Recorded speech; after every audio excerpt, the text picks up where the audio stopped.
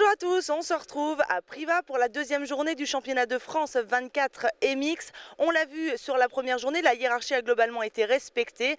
Qu'est-ce qui va en être pour aujourd'hui? Pour le moment d'ailleurs, il ne pleut pas, mais on va quand même se méfier. Et chez les juniors, c'est le jeu des chaises musicales jusqu'au dernier tour de roue. Vainqueur hier, Théo Bazerque a bien commencé la journée, mais a dégringolé au fur et à mesure des spéciales et des chutes qui vont avec. Il finit 5e seulement. Comme la veille, My League Bron-Fontanas termine au pied du podium. Il perd la 3e place dans la dernière spéciale au profit de David Abgral. Il a bien fait craquer la 125 pour se faire une petite place sur la boîte. En deuxième position, on retrouve Mika Barnes après sa contre-performance d'hier.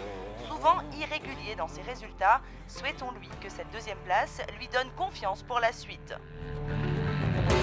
Enfin, Michel Merel a dû remettre les pendules à l'heure à son poulain. Jérémy Carpentier fait la journée quasiment parfaite. Il remporte 7 des 9 spéciales et gagne avec 1 minute 07 d'avance. Qu'est-ce qui s'est passé hier soir chez Merel?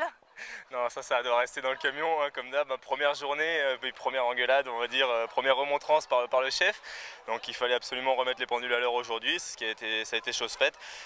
Donc je remporte 7 des 9 spéciales avec des bons chronos dans la ligne, même comparé aux autres élites, donc je suis content, c'est une bonne journée.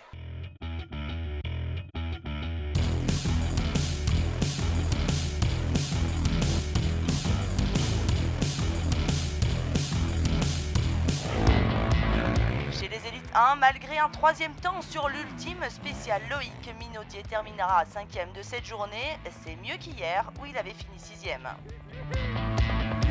Benoît Fortunato semble aimer le chocolat puisque c'est encore la médaille sucrée pour le sudiste qui finit 4e au terme d'une journée mouvementée. Julien Gauthier confirme sa 3e place de la veille sur sa 250 WRF complètement stock. Marc Bourgeois de son côté n'a rien pu faire pour contrer Super Nambot même s'il remporte la dernière spéciale.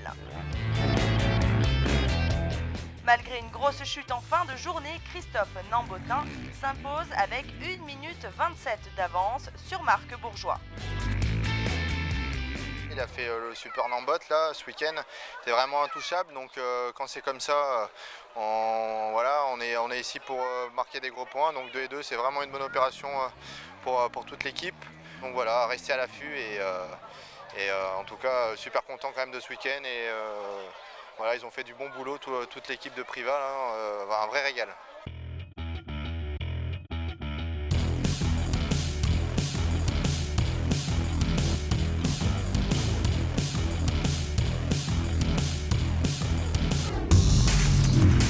Chez les plaques rouges, c'est à nouveau une contre-performance de Romain Dumontier sur ce terrain qu'il n'a pas réussi à maîtriser.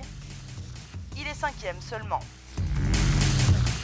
Juste devant, il n'a pas réussi à réitérer son podium d'hier. Romain Boucardet avait pourtant entamé une belle bagarre avec 2 parois pour la 3e place. Mais cette fois, ça a tourné à l'avantage du pilote Husqvarna privé qui savoure ce podium. Le bilan est plutôt positif aujourd'hui, je me suis bien amusé, j'ai réussi à retrouver des sensations aussi, donc non, c'est pas mal. Devant, Loïc Larieux n'a pas réussi à tenir tête à Pelat autant qu'hier. Il s'offre un scratch sur la 3e spéciale et malgré cette chute, il termine 2e à 39 secondes.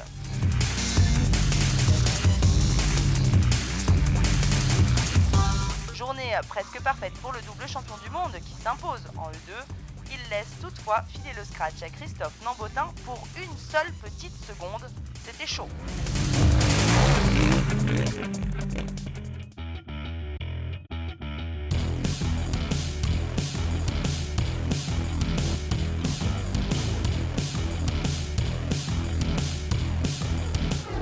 Chez les grosses cylindrées de la catégorie E3, c'est là que les écarts sont les plus serrés. Jérémy Joly avait pourtant bien entamé la journée avec notamment un scratch sur SP2. Mais c'est encore difficile de trouver le bon rythme. Il termine 4e. Sur la 3e marche, Antoine Basset recule d'une petite place par rapport à la première journée. Il remporte toutefois 2 spéciales. l'avais dit hier, c'était certain qu'il remonterait rapidement les marches du podium. Il en manque encore une, mais c'est une deuxième position qui rassure Jérémy Taroux, même s'il avoue manquer encore de rythme après sa blessure en début d'année. Indétrônable, il a mené les débats de bout en bout. C'est un second succès pour Bellino en Ardèche.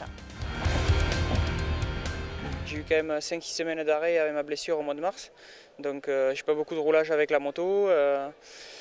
Donc voilà, j'ai pris un peu sur moi. C'est vrai que je suis pas tout à fait à mon niveau, mais j'ai fait le maximum pour être devant et j'ai tenu la tête avec Mathias quasiment les 2 jours, mais j'ai pas eu le petit plus pour pouvoir gagner. Donc j'ai préféré assurer là aujourd'hui avec une seconde place et on verra sur la prochaine course.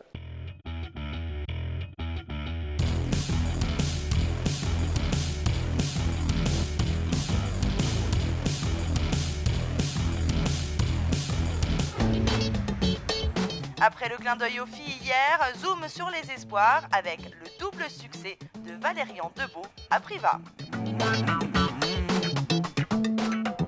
Voilà, c'est l'heure de plier ici à Privas sur la première épreuve du championnat de France d'Enduro 24 MX. Vous allez pouvoir revivre tout ce qui s'est passé à partir du 13 mai sur Motors TV. Et puis moi, je vous donne rendez-vous les 13 et 14 juin prochains à Bar-sur-Seine sur la deuxième manche.